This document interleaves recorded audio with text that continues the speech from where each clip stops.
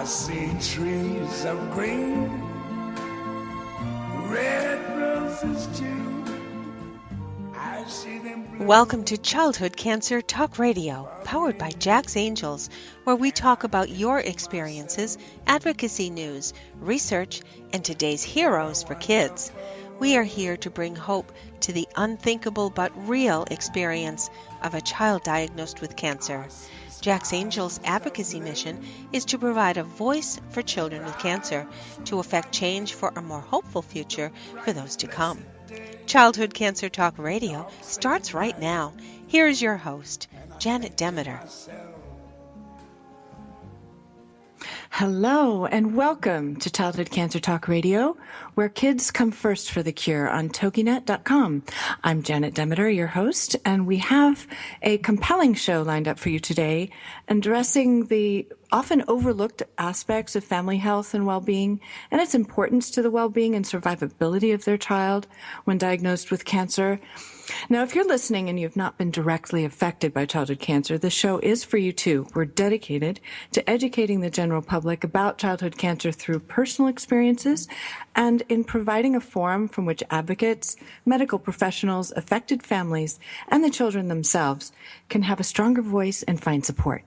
Invariably, we find that the same issues that arise from those directly affected by childhood cancer are nearly always symptomatic of problems affecting our society at large. But when research for our children is obviously being neglected, and families of children diagnosed with cancer so adversely affected to a perilous degree in some cases, the time has become ripe for change, and it starts with our kids.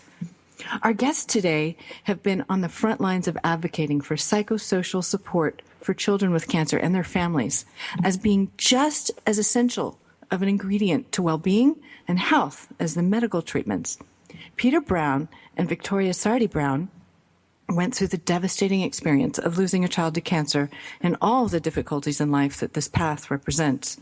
Their son, Mattie, began treatment in 2008 for osteosarcoma and died in September of 2009.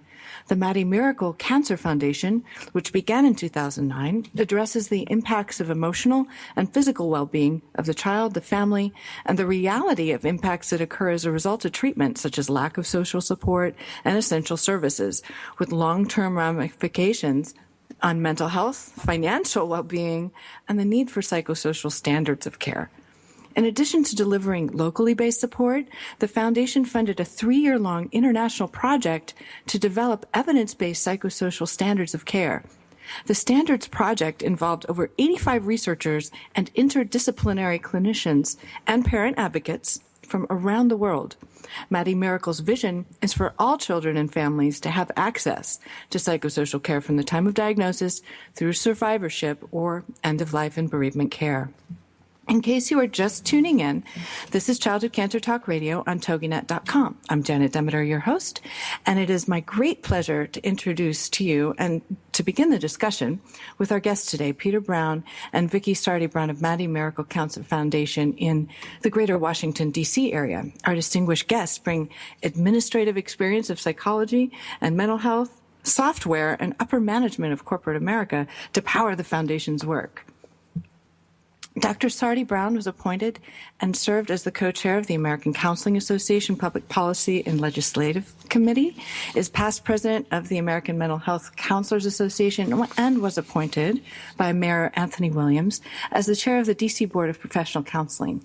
Peter Brown is the Chief Service Officer of Voxiva, a private software company specializing in mobile health solutions based in Washington, D.C. Peter's held both management and leadership positions at American Express, Arthur Andersen, KPMG Consulting, and Bearing Point, bringing both experience and domain expertise to Mattie Miracle Cancer Foundation. So, welcome. Are you there after listening to all that? I hope so. We are, Janet, and Peter and I want to thank you so much for giving children with cancer and their families a voice, and for inviting us today on your show. So welcome. We appreciate it. Because, what you're opening really resonated with me, too, because you're right, childhood cancer is not just a diagnosis that affects the child. It certainly affects the family, but it affects our whole society, our community, because, children go to school, they have peers and friends, and all of the people that interact with a child are really affected and impacted in a psychosocial way when a child is diagnosed with cancer. So I'm glad you brought that to your listeners' attention. Well, yes, this is why one of the reasons why I wanted to have you on, because of your experience with this aspect of what we go through. For your listeners, for our listeners here, some of them know that I've been through this walk myself.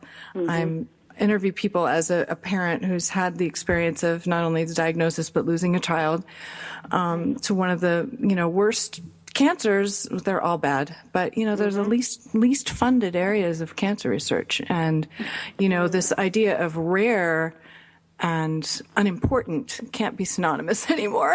We need to start prioritizing our children instead of saying, oh, well, that's not going to give us a quick short-term killing on an investment. It's like, can we please look at the long-term investment of finding a cure and, wow, creating new jobs in industry? Right, absolutely. And I think, the childhood cancer community is doing a really good job, too, at letting people in our society and our communities know that this 80% survival rate is really not a very accurate depiction of childhood cancer. And even though it is published in the research, there always should be a disclaimer as to what this 80% means, especially the fact that it really doesn't keep track of children past the 5-year survival rate, and it doesn't apply to all childhood cancer types because, as you know, some are just an absolute death sentence. Yep. So, I think talking about this and allowing advocates the space to talk about it is crucial. And I think, Peter, and I also feel that it's important for advocates to be able to talk about the mental health and psychosocial needs as well, because sometimes just the nature of our healthcare industry, the focus is clearly on the medicine, which it has to be. But we know that the medicine can't be as effective when the psychosocial support for children and families isn't provided. And so we're hoping the more we talk about it, the more other advocates will understand that it's okay to talk about these issues. They have to be talked about. Absolutely. And I'm glad you brought that up about the percentage rates and, documented and all that. Oftentimes, they'll also throw in the tag of, as a result of our, pediatric research, and it hasn't been, it's been adult research mainly in leukemia that has, thank goodness, has been tailored for our children and has been successful, greatly successful in saving them, but leukemia is a little over half incidence, and the brain tumor children and the osteosarcoma children, like your little boy, they don't do so well and haven't been, and there's been nothing invested in them. And all sorts of excuses is why that's okay, as if there could be. Right, and as you know, it's really not okay, especially when it touches your life and your family. Yeah, absolutely. Yeah. Would you tell us a little bit about Mattie, about your boy? I'd just like to hear about the inspiration for all this amazing work that you're doing. You're right. He is definitely our inspiration, and he's our, as I would say, he was my greatest life teacher, and I'm still learning from his cancer experiences as I, try to do our foundation work. But Mattie was our only child, and he was born healthy and happy in April of 2002. And, just like any other family, we had your typical developmental concerns about whether he was going to get into the right school, whether he was going to find friends, whether he was going to like his teachers, and whether he was going to get to soccer practice on time. So those were, our typical stressors until the summer of 2008. And so at age 6, Mattie was enrolled in a tennis camp, and it was his first experience playing tennis. And after the first week of camp, he said to Peter and I that his arm was bothering him, the arm that he was holding the racket with. So we just assumed maybe, he strained something using muscles he never used before. But by the second week in tennis camp, it was there was a profound problem. Mattie could really not lift his right arm at all. And we decided, well, we should take him to his pediatrician to assess what was going on. And fortunately, our pediatrician took our concern seriously, and she ordered an X-ray for him that day. And so after the X-ray was taken, we were told that we'd have to go back to see our pediatrician right away. And it was at that point we learned that it suggested that he had something called osteosarcoma, which when they told me that, I really didn't even know what that meant, because I never really, in my wildest, would have thought that a healthy 6-year-old would then come down with, this enormous tumor in his arm. Unfortunately, as we did more diagnostics on Mattie, more scanning, we realized that he had a very rare form of osteosarcoma because he had 4 primary bone tumors at diagnosis. So it affected, both of his arms, his leg, and a wrist.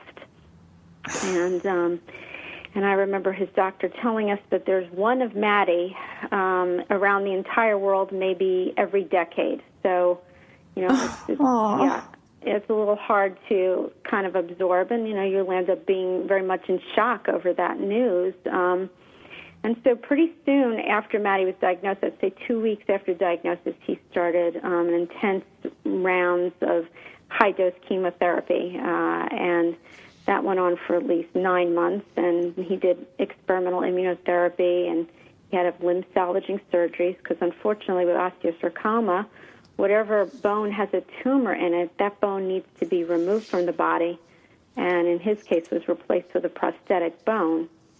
Okay, I'll stop you there because we're going to take a break in just a second. This is Childhood Cancer Talk Radio.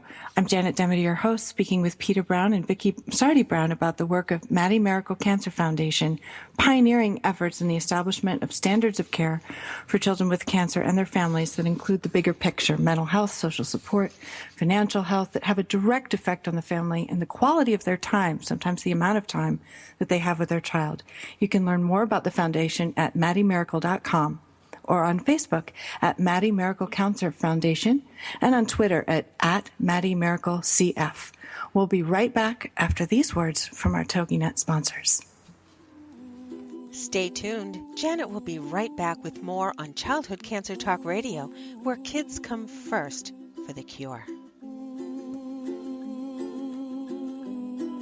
LinkedIn. It's a great tool and a great way to do business in today's social media driven world. And Carol McManus is the LinkedIn Lady with the LinkedIn Lady Show, Tuesday and Wednesday afternoons at 4 p.m. Eastern on allbusinessradionetwork.com. The LinkedIn Lady Show is designed to inform, inspire, and educate businesses. Every social media site has a specific demographic, personality, and purpose. And the LinkedIn Lady will interview a variety of guests, such as business owners who can showcase their business and talk about how they use social media, such as Facebook, Twitter, YouTube, Google+, Pinterest, and of course, LinkedIn. For more on Carol and the show, check out her website, LinkedInLady.com. As trends change and new applications become available, the LinkedIn Lady Show will bring that information to you in an easy-to-use, fun, and engaging way. Every Tuesday and Wednesday afternoons at 4 p.m. Eastern, it's the LinkedIn Lady Show with Carol McManus on allbusinessradionetwork.com.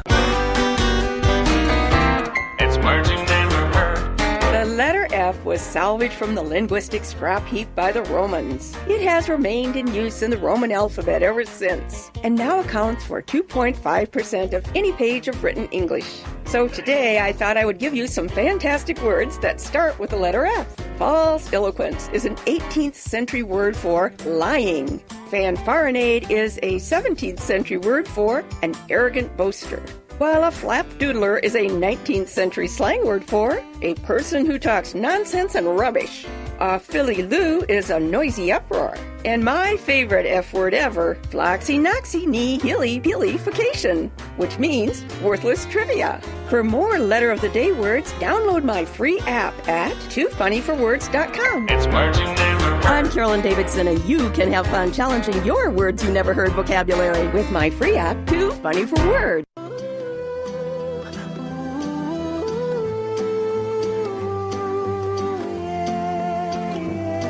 You'll always have my shoulder.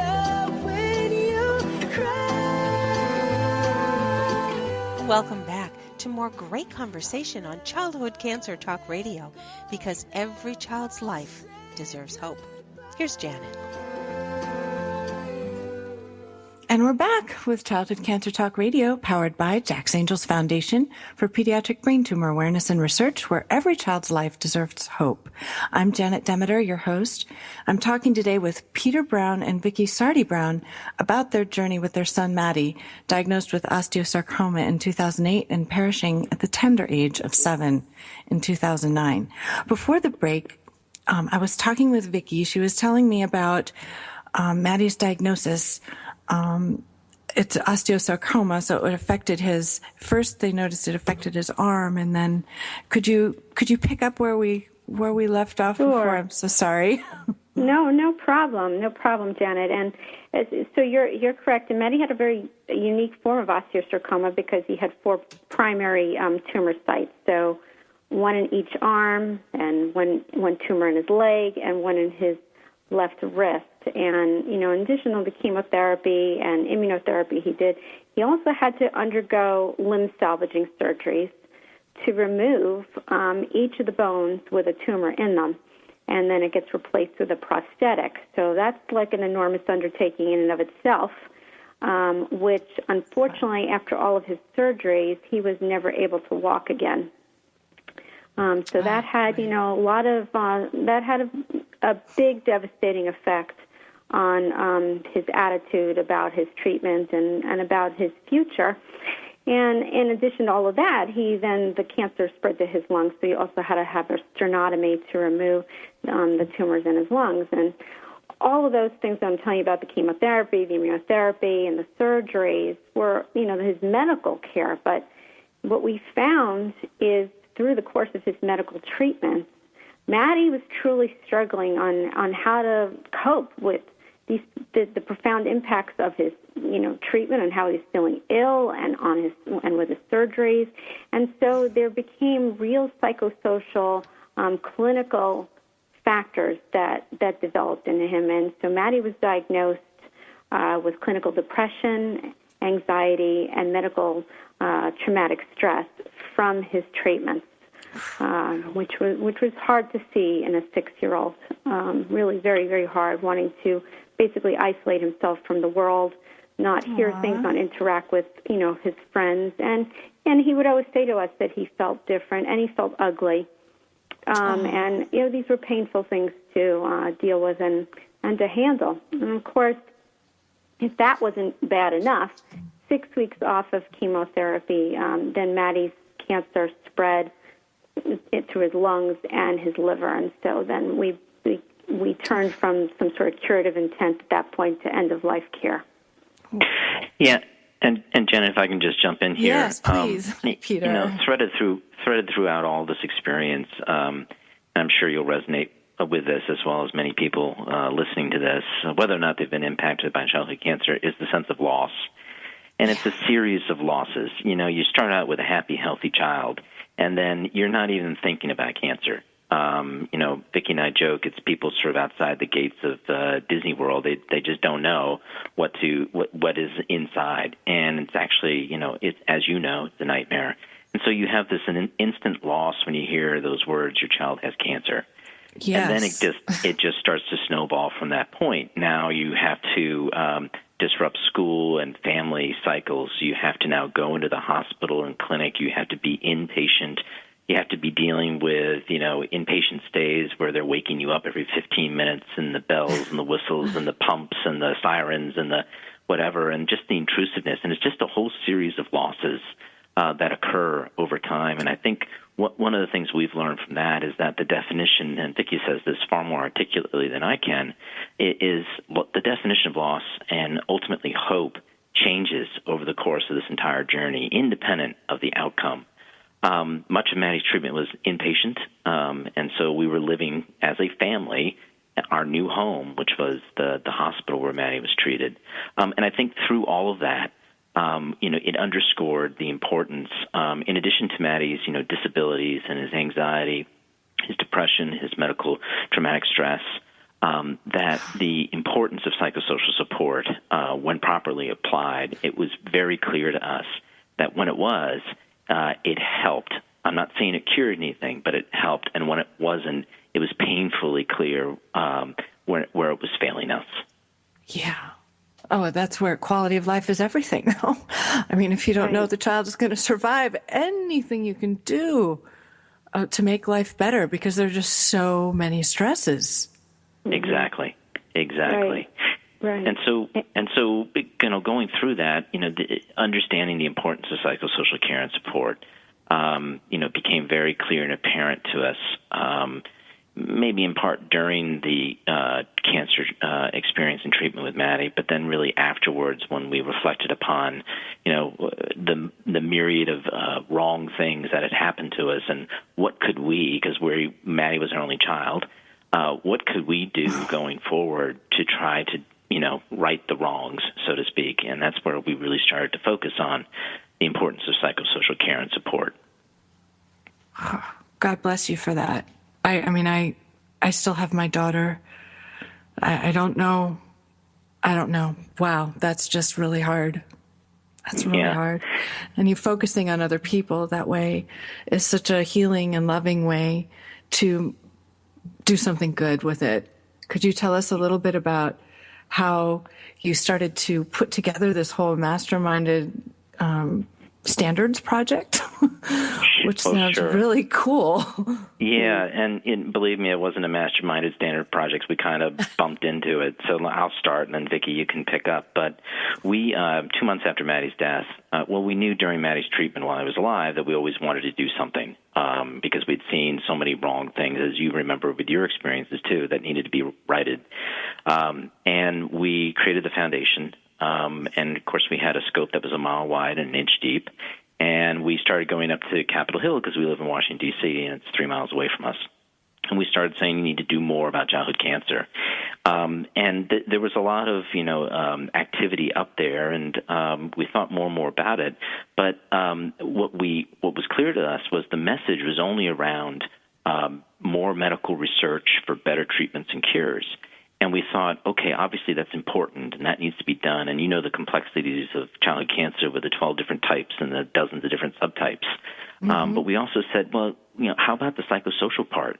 Because to us, that, Maya Angelou's got that great quote that says, people won't remember what you did or what you said, but they will remember how you made them feel. And that always left a residue with us to say, okay, in addition to the medical research and the treatment and the better cures, we need to address the psychosocial component as well. And so up on Capitol Hill, we started saying, you need to do more about this. And they said to us, well, what standards exist today? And we just kind of looked at each other and said, we don't know. And we quickly determined that there were no standards of care, much like there are medical standards of care. There were no psychosocial standards of care. And then sort of the lightning bolt hit us to say, great, now we've got a mission and a project to go after. Wow. Right. And so when after Peter and I, interacted with several staffers on the Hill, the notion came to us that, we really should create a symposium that will pull together the cancer community and will kind of shed some light on the sciences of psychosocial care with staffers on the Hill. And so in 2012, in March of 2012, we did the first ever childhood cancer psychosocial symposium on Capitol Hill at the Capitol Hill Visitor Center. And this was an event that was co-sponsored by Mike McCall and Chris Van Hollen, who are the co-chairs of the Pediatric Cancer Caucus.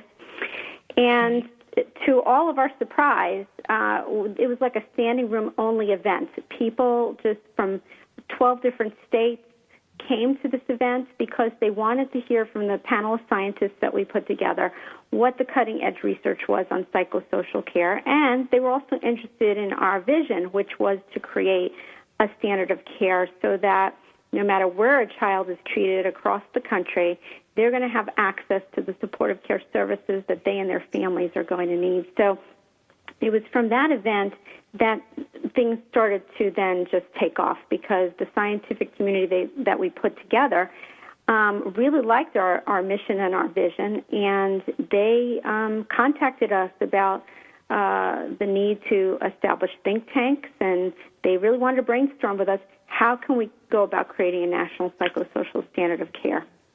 And I want to just add to that, I think that symposium was really a watershed moment because I think, we took away three things from that, and I think everybody who participated did. Number one, I think everybody, and I think it's still true today, assumes that this stuff goes on, right? Quality of life, right?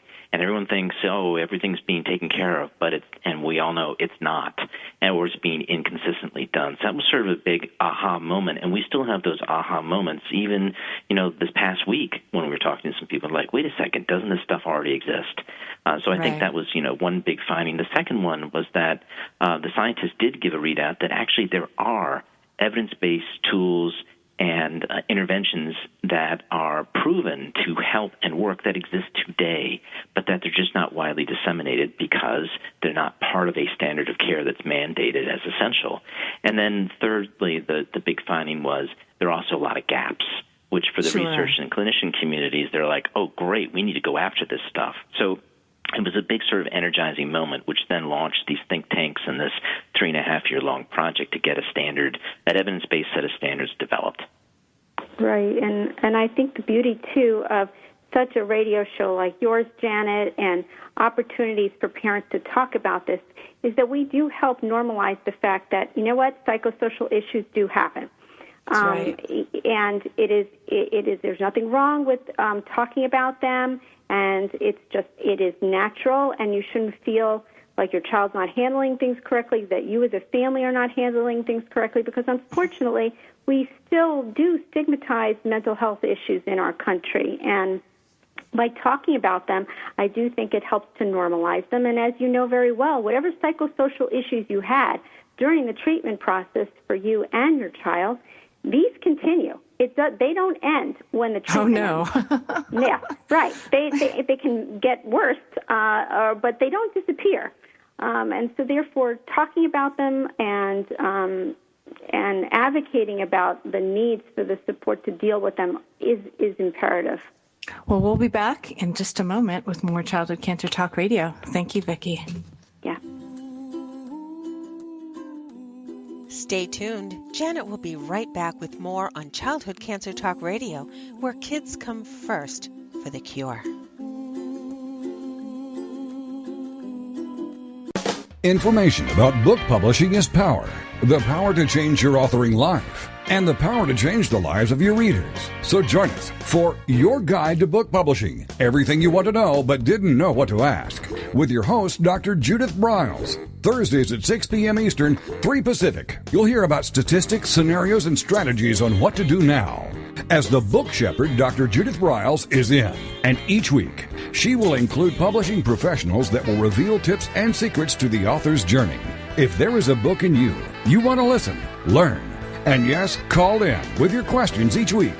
For more on Judith and what she can do for you, check out her website, thebookshepherd.com. It's your guide to book publishing. Everything you want to know but didn't know what to ask. Brought to you by Author You and The Book Shepherd with your host, Dr. Judith Briles. Thursday evenings at 6 p.m. Eastern, 3 p.m. Pacific.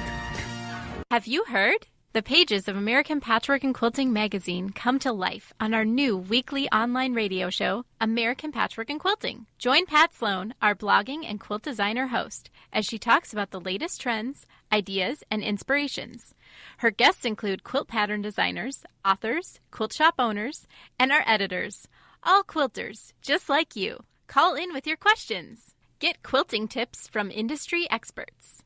Learn about free patterns. Hear behind-the-scenes stories from our magazines, American Patchwork and Quilting, Quilt Sampler, and Quilts and More. Get the scoop on free stuff and find out more about the best independent quilt shops in North America. To listen to a live show, tune in Monday at 4 p.m. Eastern. Just log on to allpeoplequilt.com/radio. To hear past shows, go to iTunes and search for American Patchwork and Quilting Radio. We hope you'll join us because we know that quilting changes everything.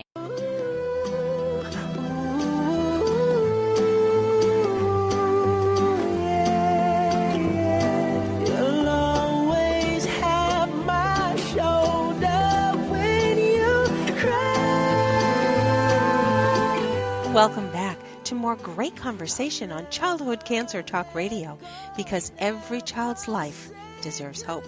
Here's Janet. We're back again at Childhood Cancer Talk Radio for the second half. And today's show is powered in part by Jack's Angels Foundation's advocacy mission to raise awareness for the urgent need for pediatric cancer research, as witnessed by the many families who have been told, or who have discovered repeatedly now for decades, that there are no solutions for their child because the numbers aren't great enough for investors. Now, I don't know about you, but to me that seems a lot like, well, and felt a lot like, because I heard that statement verbatim, personally, that short-term profits for investors in medical research are more important than my child's life. And that's just the way it is. Do you think parents should have this experience?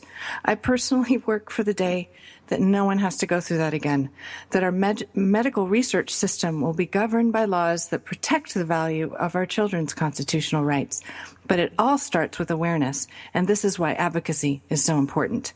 Nancy Goodman of Kids vs. Cancer just spoke to the Senate Committee on Homeland Security and Governmental Affairs in support of several initiatives and acts needing important updates and reinstatements to help connect patients, children, pediatric patients, to new and potentially life-saving treatments, and Kids vs. Cancer's Compassionate Use Navigator, as this system will help parents of dying children have more time with them. Trying to jump through the bureaucratic hoops of compassionate care when your child is dying is terrible indeed. Go to kidsversuscancer.org for more information on these important legislative developments involving the reinstatement of the 21st Century Cures Act, amending the Pediatric Research Equity Act to take into account scientific developments with the Kids Innovative Drugs Initiative, ensuring opportunities for pediatric research. Again, that's kidsvcancer.org. Okay, so I've said all this. What can you do? Vice President Biden has just opened an interactive Facebook page for you to let him know what's on your mind about Moonshot. Visit facebook.com/Vice President Biden. And just for your, this is not a political statement, but I'll just let you know, as a parent who's lost a child to cancer because of, well, what I just described to you, I'm concerned. I was really happy about Moonshot, and I hope to talk to our guests about this after my little news spiel here. But it's starting to feel like a whitewash of the childhood cancer awareness movement. I mean, I hope not. But the ones who need this Moonshot the most are these kids with the real low survival rate cancers that have been neglected for decades, and the kids just die, and they're just told, oh, sorry, it's just so sad. There's nothing we can do. So I hope that's not the case. Let's hold him to it. Let's hold him to Moonshot for our kids. The childhood cancer advocacy movement needs your support. The leading cause of cancer-related death in children has been systematically neglected by the medical research system for decades. The only way our laws change to accommodate public demand and public need is for that public to let their hearts be known. Childhood cancer legislation has a history of disappearing. Please support the following two bills currently in the House of Representatives. They are both important, and they both need votes. The STAR Act expands upon previous bills in a comprehensive manner. The Childhood Cancer Survivorship, Treatment, Access, and Research, or STAR Act, would expand opportunities for childhood cancer research, improve efforts to identify and track childhood cancer incidents, enhance the quality of life for survivors, ensure publicly accessible expanded access policies, providing hope for patients who have no more options. Please encourage your reps to sign until we begin letting our wishes be known to Congress, the President, and the NCI. Nothing will change. To access your representative's contact information, visit for the House, www.house.gov/representatives/find. At the Senate, www.senate.gov/index. The most recent House resolution is HRes 586. And I have to plug this because Jack's Angels helped, and our awesome representative, Steve Knight of California, Chad and Jack's DIPG resolution calling for a National Awareness Week for DIPG and its thousands of departed heroes and the brave kids currently fighting to stay alive, and more awareness for the neglect of pediatric cancer in our medical research system. Using diffuse intrinsic ponting glioma, DIPG. As an example, we learn how the second most common pediatric brain tumor is responsible for the majority of brain tumor deaths in children each year, yet there's been no progress on its terminal prognosis for over 40 years, with an average of 20,000 years of life lost each year. HRES 586 calls for more consideration of low survival rate cancers and years of life lost in the research grant process with the National Cancer Institute. To follow this bill, visit the advocacy page at jacksangels.org. Events. Smashing Walnuts Foundation Gala is March 19th. Smashing Walnuts is dedicated to finding a cure to pediatric brain cancer. If you can't attend, visit their website at www.smashingwalnuts.org, and you can donate. This foundation was inspired by Gabriella Miller of the Gabriella Miller Kids First Act and Ellen Miller, her mom, who is one of our country's greatest advocates for children with cancer, along with our guests today. Michael Mosier's Foundation main event will be on the first weekend of May in D.C., focusing on funding DIPG research. Michael inspired an amazing fundraising event last year, 2 weeks before his death to DIPG. His mother, Jenny, heads this amazing foundation and one of the main contributors to the DIPG Collaborative. Visit defeatdipg.org for more information on that one. Should be a great event. Out here in California is the first ever Relay for Jack, benefiting pediatric brain tumor research at CCTDI, the Children's Cancer Therapy Development Institute, May 28, 2016, in honor of the first National DIPG Awareness Week. Relay for Jack is an ultra-distance 8-hour relay for serious runners, advocates, and families alike wanting to raise funds for an innovative new research project for DIPG, the deadliest pediatric brain tumor. For more information, visit www.relayforjack.org. There are business sponsorships available. The bonuses include a TED-style talk for your company by Scientific Director Charles Keller of CCTDI, or a day as a scientist for 2 to 3 company employees at CCTDI in Beaverton, Oregon. The Alliance for Childhood Cancer will host this year's Childhood Cancer Action Days in Washington, D.C. on May 16th and 17th in 2016. Visit the Alliance on Facebook or on the web at allianceforchildhoodcancer.org. CureFest 2016, a national movement, begins with the first steps, September 17th and 18th. Of this year. Don't miss this event, also in Washington, D.C. If advocacy is important to you, CureFest provides a supportive environment where people from all walks of life join together with a common purpose. You are not alone. CureFest is a great way to meet others who walk this path, to network and learn more about the possibilities for your role in the movement. This is Childhood Cancer Talk Radio on TogiNet.com, where every child is a life, not a number, where we've just wrapped up our advocacy and events briefing and now, thankfully, are returning to our conversation with Vicki Sardi-Brown and Peter Brown, founders of Mattie Miracle Cancer Foundation, on the web at MattieMiracle.com. That's MATTIE Miracle.com. So before the break, we were discussing. Are you still there, my guests? I just have to hear your voices. Yes, we're here. Thank you. So before the break, we were talking about, the longer the effects that the experience of the diagnosis and the treatment has on the child, and then we were starting to speak a little bit about the families. So when you were when Mattie was. How far along was he? This is the question I had. How far along was he in his care after diagnosis that he started having these horrific secondary reactive sort of symptoms, psychological symptoms that were so hard? I would say he was about 3 to 4 months into treatment, and I think what we really noticed, the clinical psychological issues popping up, happened after his second limb salvaging surgery.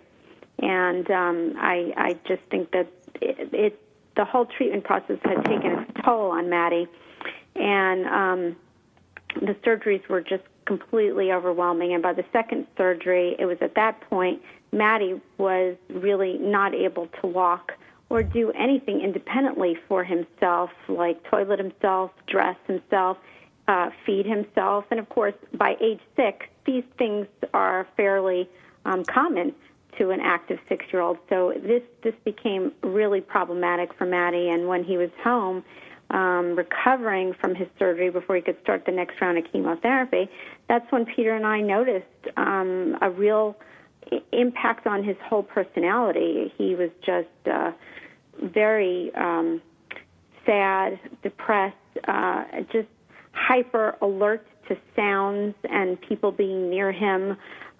He couldn't sleep at night. So he had all of the classic signs that you would think of when you're thinking of someone coming back from a war. That was what we were seeing in a 6-year-old. Wow. And he was also suffering.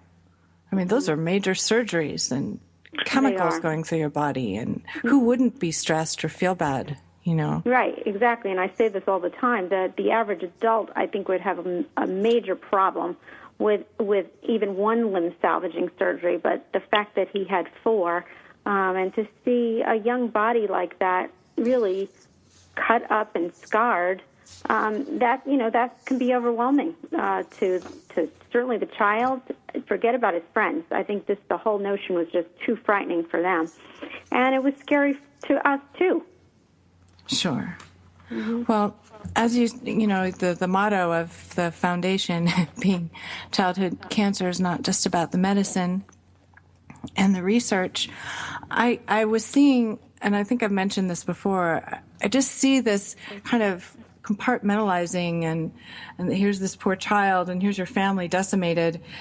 It's a directive example of how a more holistic approach to our view of life and care is necessary, and a direct confrontation of how lacking our Western analytical methods of dissecting reality tend to leave enormous gaps in care, like in mental health, and other social programs in many areas of our culture. It's a much wider spread issue, but when it's our children, oh my gosh. Right, and what's truly stunning is, we know that psychosocial care, which is, basically care that helps optimize overall health, it's helping to manage the physical pain, it's helping to allow the child to adhere to the treatment that's going on, and it improves overall quality of life. I mean, we know this intuitively as family members experiencing childhood cancer, but it's also been shown in the research. It's been shown through the Institute of Medicine and other well-known psychosocial research journals have covered the impact of what psychosocial care can have on a child and the family. And yet, these are not things that we always hear people advocating for. Yeah. Let me jump in here. I mean, we back to your sort of statement or question, Janet. It's a very medical model world when it talks about treatment, and which has a certain perspective and relying upon analytics and tests and data and confirmation. Peter, well, let's jump right in on that. We have to take one more quick break, and that's it. So I want to devote this last bit to, please, carry on. I want to hear. We'll be back in just a moment with Childhood Cancer Talk Radio. I'm here with Vicki Sardi-Brown and Peter Brown of Mattie Miracle Cancer Foundation, MattieMiracle.com. That's MATTIE, miracle.com. It's words you never heard. Well, the U.S. sure has experienced torrential thunderstorms, lightning, and flooding recently. Thunderstorms, otherwise known as cockeyed bobs, can be pretty scary. What's the fear of thunder and lightning called? Astrophobia. Years ago, Roy Sullivan, a Virginia Park ranger, was struck by lightning 7 different times and lived to tell about it. Lightning struck his head through his hat, set his hair on fire, and burned his eyebrows off.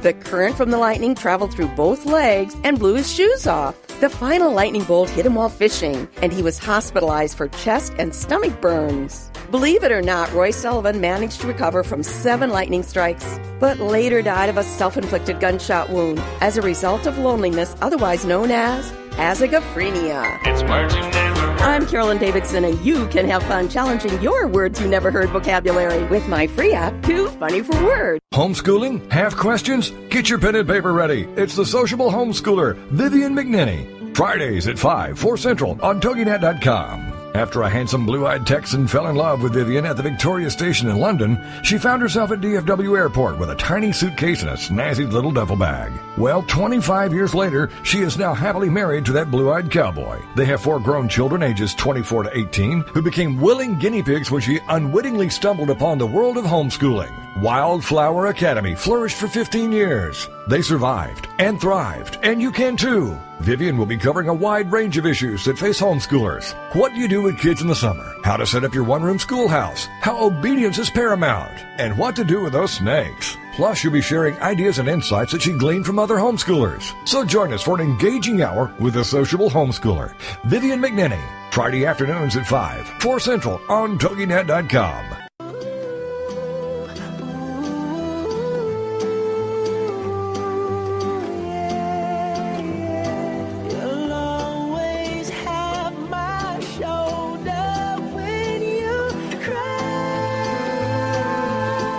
Welcome back to more great conversation on Childhood Cancer Talk Radio, because every child's life deserves hope.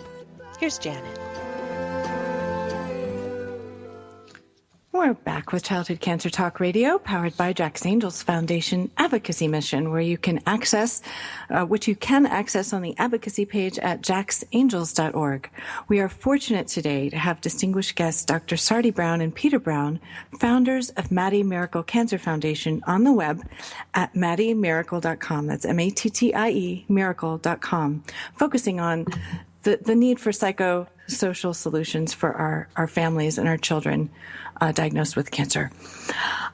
So before the break, Peter, you were starting to go into somewhat about the way our medical system is structured and the gaps and what's missing. And Yeah, and I can sort of pick up from there. So we were talking about, an analytical or medical model world of care and treatment for childhood cancer, and it focuses on data and testing results and what have you, and it doesn't necessarily focus in on the psychosocial support needs.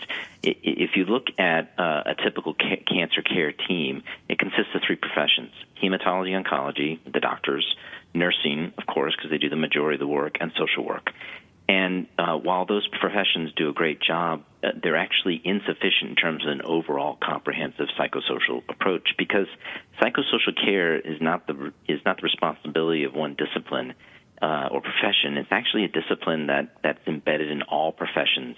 And I would add to that psychiatry, psychology, child life minimally. So if you think of those six professions together as a cohesive team, they can really deliver comprehensive care, not just medical care, but psychosocial support. And it's something also that we try to hit upon when we talk about childhood cancer, and it's one of the things that Vicki and I and the Foundation continue to try to advocate for, which is when we talk about childhood cancer, the common message is more medical research for better treatments and better cures. And while that has to go on, we also need to expand the message to include and provide adequate psychosocial support, because the evidence shows the Institute of Medicine, NCI, NIH, all the organizations show that the provision of psychosocial care actually can help improve health outcomes. So in other words, when it's delivered, you can actually increase the chances that you get a more positive health outcome for the child. And by doing so, you're also helping the family. So that's sort of the reaction to the medical model world, and really needing to have a comprehensive team, which underscores the importance that we created these evidence-based standards of care, and that now we need to deem them as essential. And of course, that's a complicated model unto itself.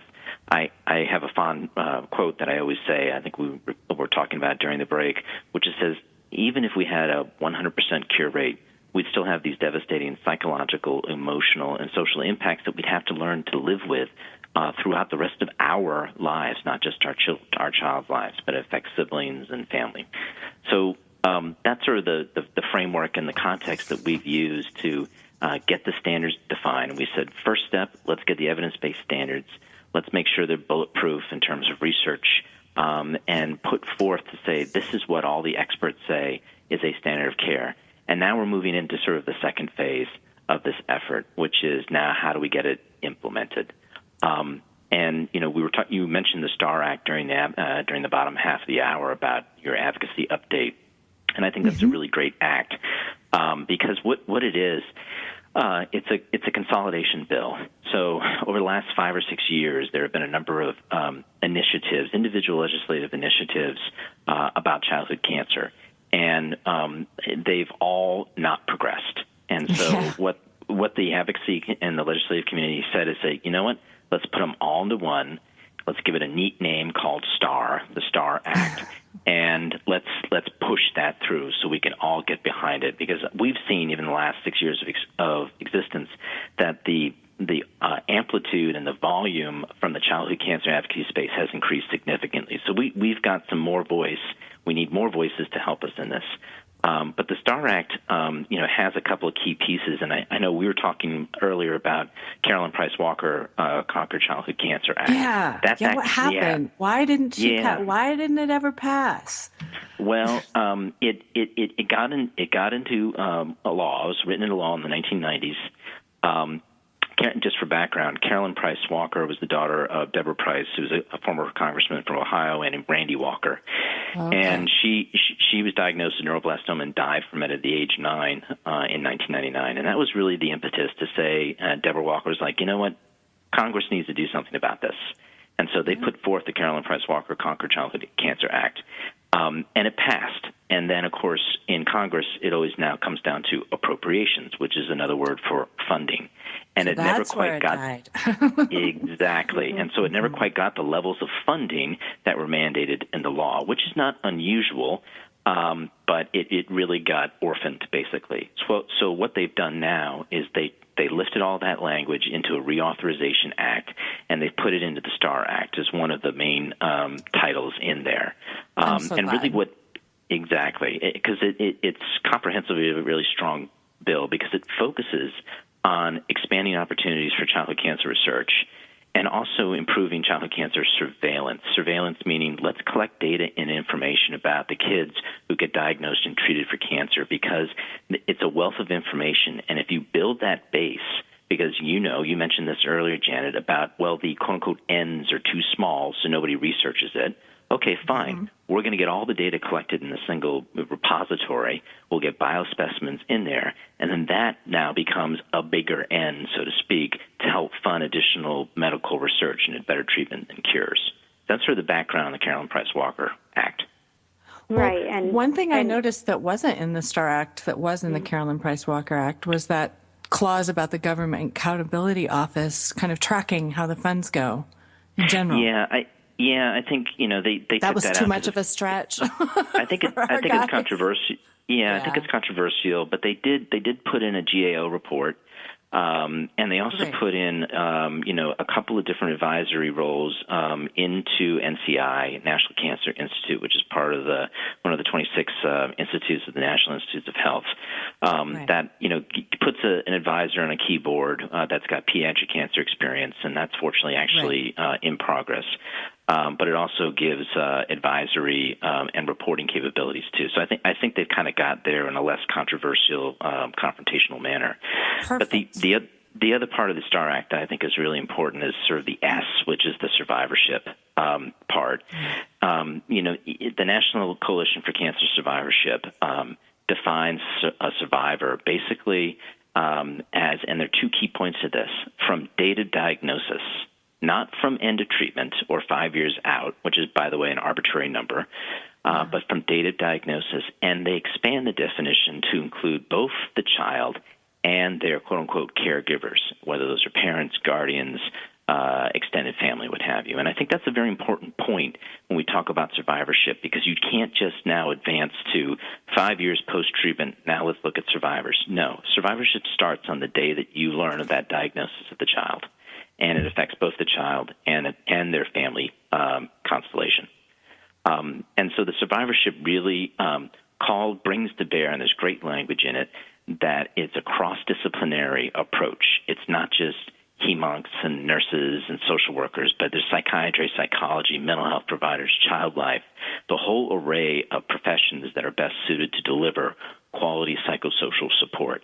And so I'm very excited about that part. It also includes stronger emphasis on researching better treatments. That's the T in STAR. Access, there's some provisions about the compassionate use policies and access to drugs that may not necessarily be FDA approved, but can be brought to bear to help kids. And there are many examples in the past of where that's actually been done effectively. And then, of course, driving more research just in general. So that's the STAR in the STAR Act. as well. And I think the importance of psychosocial care is represented in about 13 of the 39 pages of the bill, which is wonderful, because truly now our challenge as the foundation is to get it mandated as essential care. And the great news is that there's a lot of organizations that are stepping up and endorsing it. The Institute of Medicine, which is part of the National Academies of Sciences, have come out and said, yes, this is part of essential care. So now to me and to Vicki and to everybody else in the childhood cancer space, it's not a question of, well, does this work? It's a question of it does work. There are evidence-based standards. Now get them applied, deemed as essential, and then open up things like reimbursement pathways so that delivery networks, hospitals, can bring in these professionals so they can deliver on these standards of care. Right, wow. And the beauty is that the STAR Act would help do exactly what Peter's talking about, which is why, from our perspective, it's really important that the childhood cancer community stand behind this act and reach out to their congressional members to have it co-sponsored if their congressional members are not doing that as of yet. I mean, we have over 172 co-sponsors to this, which is enormous, and I believe they only need 3 more co-sponsorships, and then it will be actually deemed headed to a hearing.